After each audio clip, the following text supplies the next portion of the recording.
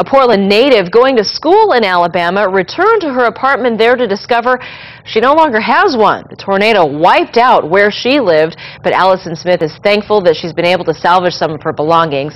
KATU's Margie Lynch to talk with Allison and her parents who still live here in town. And Margie, they're heading down there tomorrow. That's right, Anna. Her dad is flying down tomorrow, and he's been planning that trip a while because he was going to help his daughter. She's going to start an internship, but he had no idea that he'd be headed into a town in ruins. Richard Smith knows it'll be difficult. He's just thankful, though, his daughter's alive.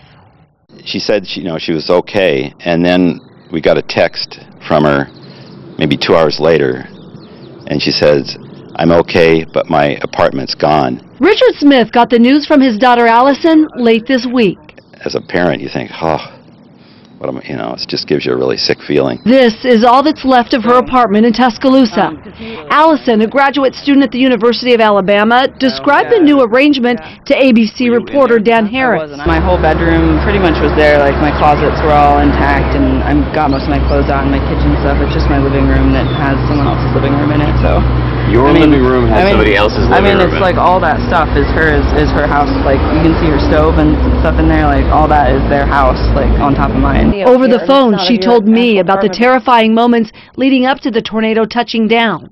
Her view from the university as she ran for shelter. Because we could see it coming like right over the stadium, and they were announcing over the intercom that the tornado's coming like towards campus and everyone needs to take shelter. Salvaging what she can now of her belongings, she's surprised to find some of her stuff is still intact.